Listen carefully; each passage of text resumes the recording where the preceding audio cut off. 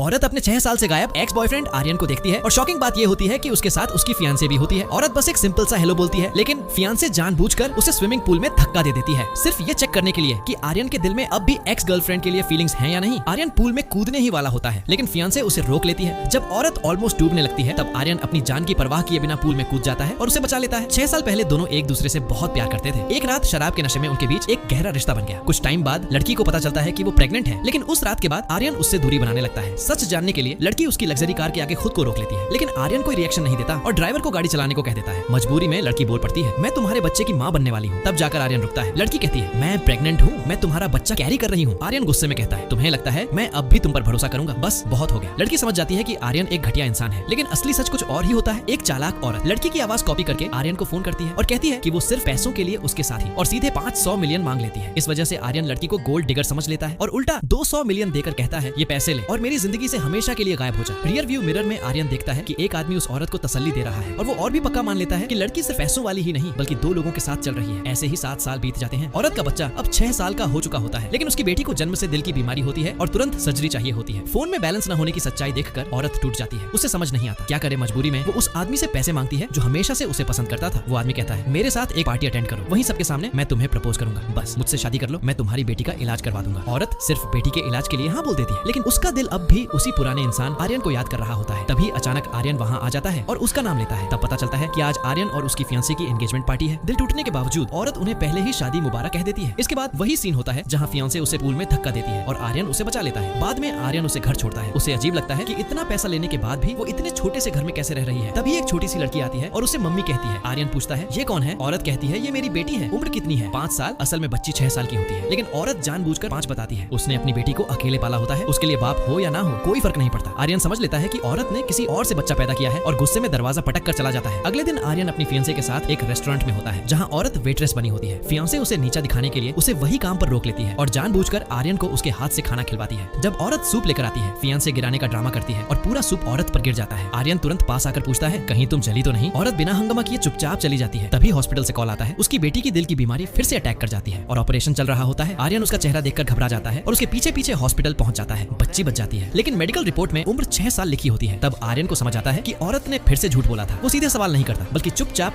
DNA test करवा देता है। ये बात फियांसे सुन लेती है और रिपोर्ट बदलवा देती है। गलत रिपोर्ट देखकर आर्यन गुस्से में औरत पर चिल्लाता है और कहता है कि बच्चा उसका नहीं है। औरत अपनी बेटी के लिए उसके सामने गिड़गिड़ाने लगती है, घुटनों पर बैठ जाती है। आर्यन और ज्यादा नफरत करने लगता है और उस आदमी के पास जाता है जिसे वो बच्ची का पिता समझ रहा होता है। वहीं सच सामने आता है कि बच्ची उस आदमी की नहीं बल्कि आर्यन की अपनी बेटी है। तभी कॉल आता है, आर्यन सर सच पता चल गया है, DNA रिपोर्ट फेक थी। जंग आपकी ही बेटी है। उस पर आर्यन अंदर से पूरी तरह टूट जाता है।